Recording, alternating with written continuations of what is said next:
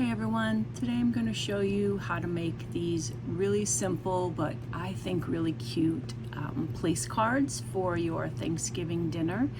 And this is my son Nathaniel and this is my son Gabe, and I made these when they were little more than toddlers, so they've held up really well. They're both 27 and 24 now, so these are kind of old, but I think they're really cute. They're kind of 3D. They have a little bit that sticks up on the top, but they're just made from index cards. Isn't that cool? So I'm going to show you how to make them. And what you need are index cards. I was lucky this year and I found some blank ones.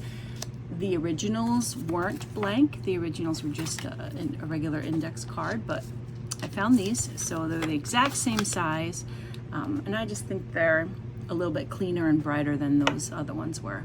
So the first thing you have to do is make the crease, and the easiest way to do that, you need to know where the center is, because that's the part that's going to get cut out for the 3D effect. Is you fold it in half, but you see how I'm not really crunching it flat? I just very gently make a crease, very gently, and then when you open it back up, you can still see the crease, but it hasn't really snapped through all of the layers on the card.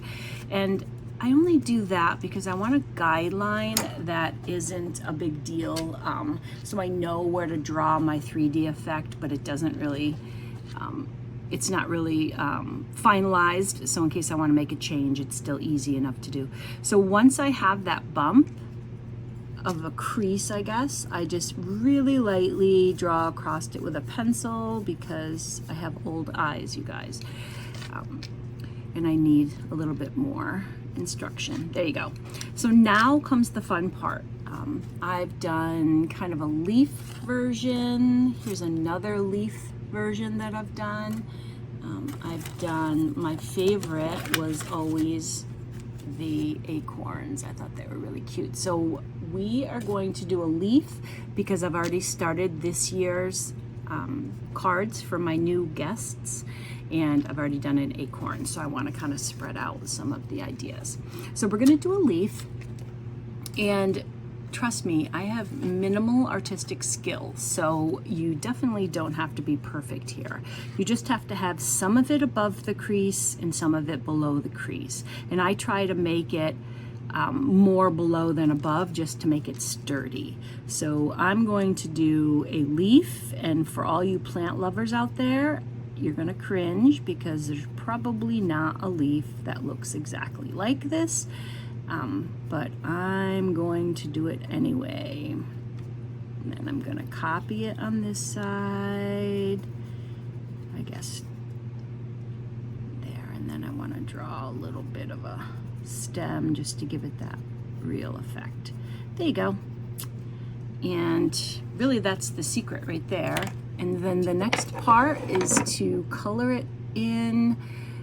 What I found is that if I outline the whole thing with a nice dark outline, it really helps the 3D effect to stand out. So I'm gonna outline this in like a bright orange and just give it a little bit of realism, even though it's, like I said, a goofy looking leaf.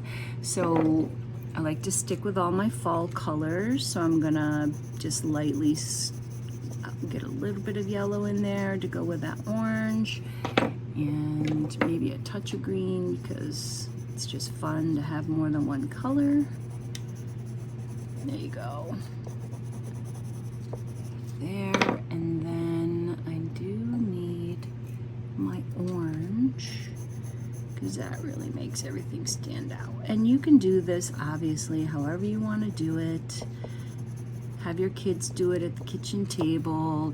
It's a super simple, ooh, a lot of crumbs, a super simple project that you can use for years, which is why I really like it. It's something that we can add to our family tradition. I keep these in my recipe book that has the empty pages that you put your own recipe cards in. And for you younger cooks, you may not know what I'm talking about, but everybody used to have recipe books, and there was always a few pages in the back of some of the really good ones that had spaces to keep all your, your own recipe cards. So anyhow, this is all done. I'm going to put the name of the person on it, but that can be done last. The part that I wanted to really show you though is how to make this part 3D, and I'm going to turn off the camera only because I'm going to do something unsafe, and I'm going to use a regular knife or an X-Acto knife to do that. I would recommend that you use maybe embroidery scissors, the really tiny, sharp, pointy ones.